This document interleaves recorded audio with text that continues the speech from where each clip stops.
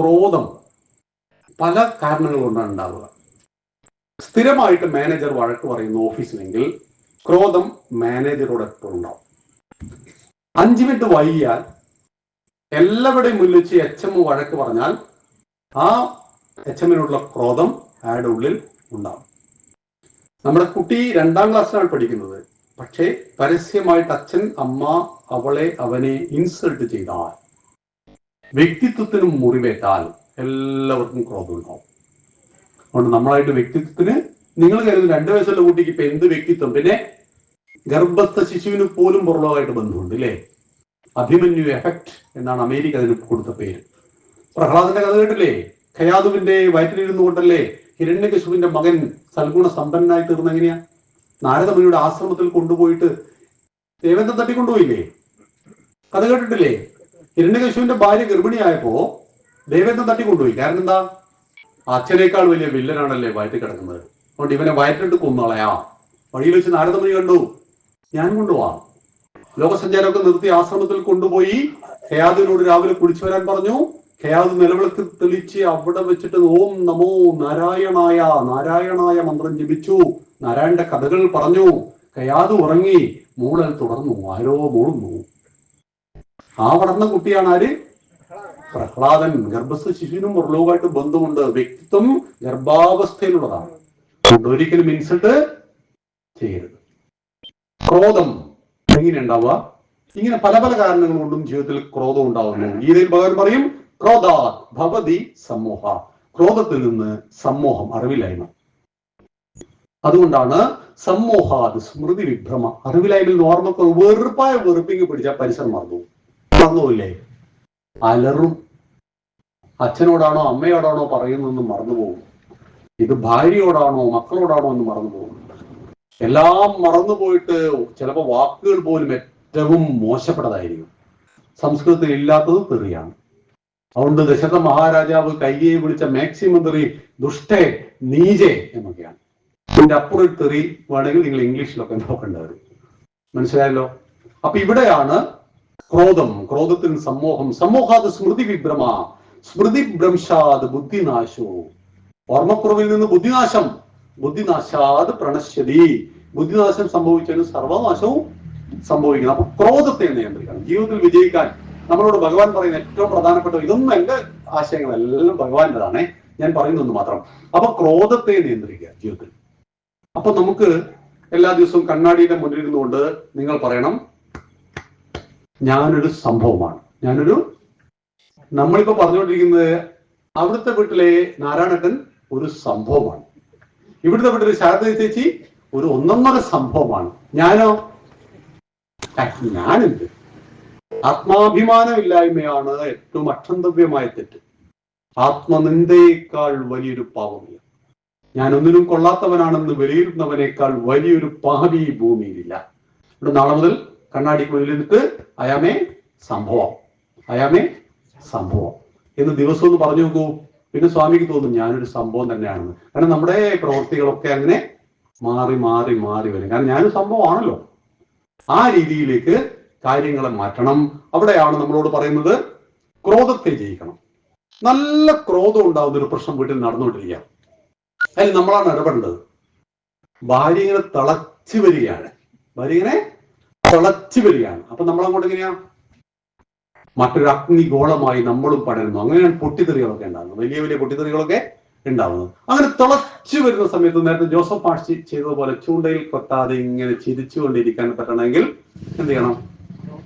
ഒരു പെൻസിൽ മേടിച്ചാൽ മതി, കടിച്ചാടെ പിടിച്ചാൽ മതി, ഓർമ്മ ചെയ്യണ്ട. ഇങ്ങനെ ഇരിക്കാൻ കഴിഞ്ഞാൽ പിന്നീട് നമുക്ക് നമ്മളെ കുറിച്ച് ഓർത്തൊരു അഭിമാനം ഉണ്ടാവും. ആ വലിയ ക്രോധമുണ്ടാകേണ്ട പ്രശ്നത്തെ ഞാൻ കൈകാര്യം ചെയ്ത ഞാനൊരു സംഭവമാണ്. ഇങ്ങനെ ക്രോധത്തെ വരുന്നതിനെ പതുക്കെ പതുക്കെ പതുക്കെ പരിശീലിച്ച് കുറച്ചാലുണ്ടല്ലോ പിന്നെ വെറുപ്പേ വരില്ല. എന്ത് പ്രകോപനം ഉണ്ടായാലും ദേഷ്യം വരില്ല. സമചിത്തതയോടുകൂടി കൈകാര്യം ചെയ്യും. അങ്ങേയറ്റം കോപം ഉണ്ടാവുന്ന വാക്ക് കേട്ടാലും ഇയാളെ ചിരിച്ചുകൊണ്ടിരിക്കുന്നുണ്ടാവും. പിന്നെ ഇയാളോട് എന്തെങ്കിലും പറയാൻ പറ്റുമോ?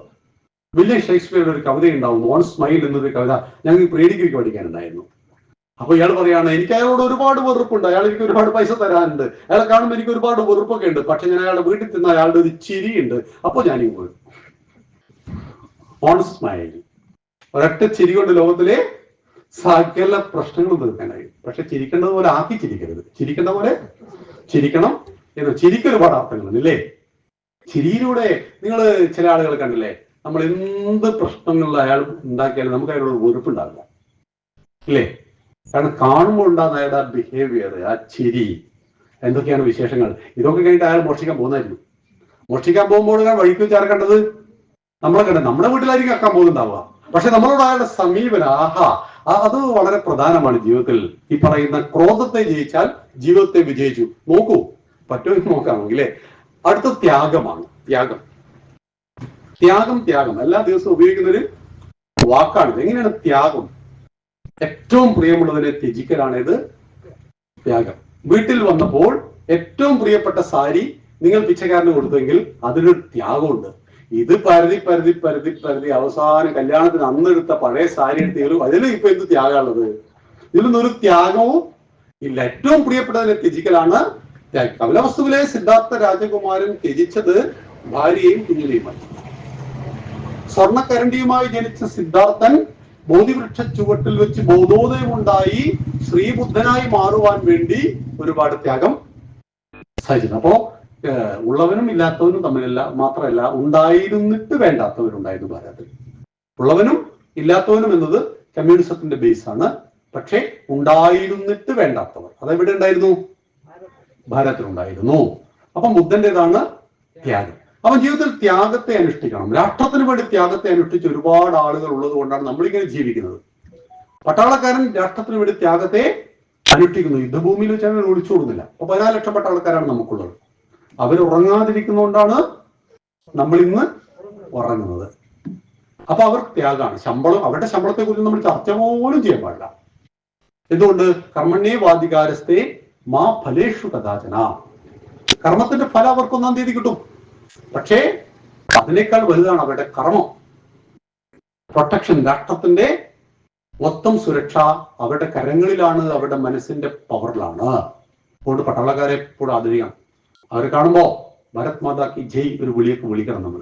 നമ്മളാണ് ഇങ്ങനെ പട്ടാളക്കാരെ കാണുമ്പോൾ പോകുന്നത്. പട്ടാളക്കാരൊക്കെ ട്രെയിനിൽ പോകുമ്പോൾ ആ കക്കൂസിന്റെ അടുത്തൊക്കെ പാവങ്ങൾ ഇങ്ങനെ കിടന്നുണ്ടാവും. നമ്മുടെ നാട്ടിലാണ് പട്ടാളക്കാരെ ബഹുമാനിക്കാത്തത്. ഇസ്രായേലിലൊക്കെ ആർമിക്കാരനെ കാണുമ്പോൾ ഉണ്ടാകുന്ന വൈകാരിക ഭാവം എന്നറിയാം. കാരണം നമ്മുടെ വിദ്യാഭ്യാസം അങ്ങനെ കൊടുത്തു. നമ്മളിപ്പോഴും പഠിപ്പിക്കുന്ന ഔറംഗസീബിന്റെ ഭരണപരിഷ്കാരം. ഞങ്ങളിപ്പോ ഇന്ത്യ ഗേറ്റിൽ പോയ സമയത്ത് 2018 വരെ അവിടെ ജോർജ് 5-ാം ചക്രവർത്തിയുടെ പ്രതിമയായിരുന്നു. നമ്മുടെ രാജ്യത്തെ അടിമയായി വെച്ച് ഭരിച്ചവന്റെ പ്രതിമ 2018 വരെ അവിടെ സൂക്ഷിച്ചു.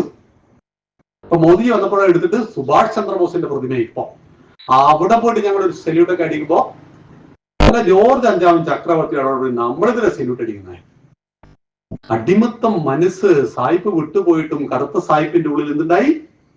അടിമത്തം മനസ്സവൻ കീപ്പ് ചെയ്തു. അത് വിദ്യാഭ്യാസത്തിലൊക്കെ കണ്ടു. മാക്സ് മുള്ളർ ഭാരതത്തിന്റെ വേദത്തെയും ഭാരതത്തിന്റെ തത്വചിന്തയെയും ഒക്കെ മാറ്റാൻ വേണ്ടി എടുത്തൊരു സൂത്രമായിരുന്നു ആര്യൻ ദ്രാവിഡ. മധ്യപൂർവേഷ്യയിൽ നിന്നും ഹിന്ദുക്കുഷ് പർവ്വതം വഴി ആര് വന്നു?